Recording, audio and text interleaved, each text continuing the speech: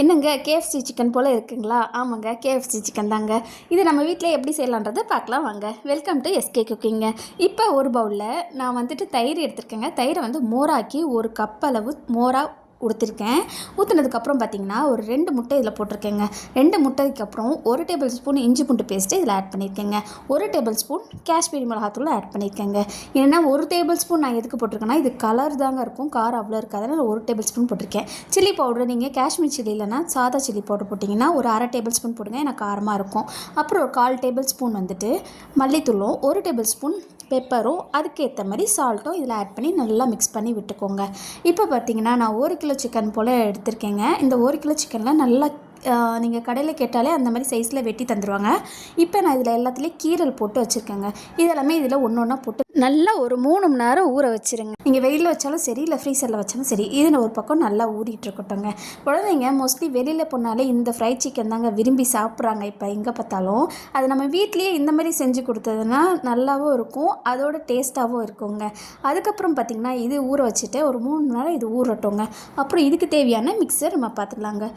ஒரு பிளேட்டில் ஒரு 2 கப் அளவு வந்துட்டு நான் மைதா மாவு ஆட் பண்ணியிருக்கேங்க. ஒரு அரை கப் அளவு வந்துட்டு நான் கார்ன்ஃப்ளவர் மாவு ஆட் பண்ணியிருக்கேங்க. இதில் வந்துட்டு ஒரு 1/2 டேபிள் ஸ்பூன் வந்துட்டு மிளகாத்தூளும் 1/2 டேபிள் ஸ்பூன் மல்லித்தூளும் 1 டேபிள் ஸ்பூன் பெப்பரும் இதுக்கு தேவையான சால்ட்டும் ஆட் பண்ணிக்கலாங்க. இப்போ இதுக்கு தேவையான சால்ட்டு நான் ஆட் பண்ணியிருக்கேன். ஆனால் அதோட கொஞ்சம் கம்மியாக தாங்க, இந்த மாவுக்கு ஏற்ற மாதிரி கொஞ்சம் கம்மியாக தான் போட்டிருக்கேன்.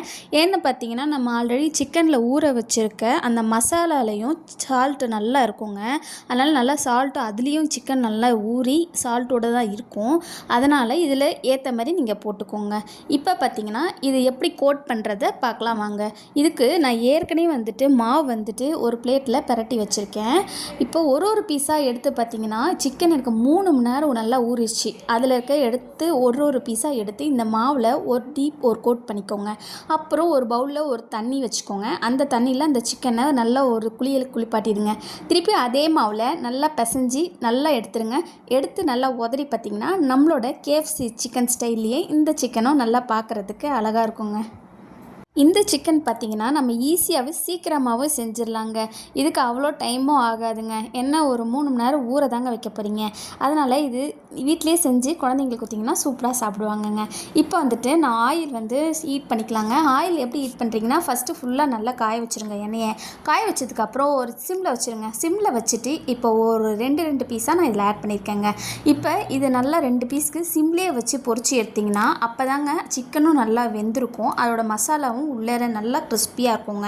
ஏன்னா நம்ம ஃபுல்லாக வச்சு எடுத்தோம்னா மேலே இருக்க மாவு எல்லாமே கருப்பாயிடும், உள்ளே இருக்க சிக்கன் வந்து வெந்திருக்காது. ஸோ இது போல் எடுங்க. அடாடா, இந்த சிக்கனை பாருங்கள், அப்படியே பார்க்குறப்பே சாப்பிடணும் போல் இருக்குங்க. கூட ஒரு மைனஸ் வச்சு தொட்டு சாப்பிட்டிங்கன்னா நம்மளோட கேஎஃப்சி சிக்கன் வீட்டிலே சூப்பராக ரெடி ஆகிடுங்க. இந்த வீடியோ பிடிச்சிங்கன்னா லைக் பண்ணுங்கள், ஷேர் பண்ணுங்கள், கமெண்ட் பண்ணுங்கள், சப்ஸ்கிரைப் பண்ணுங்கள். பாய்.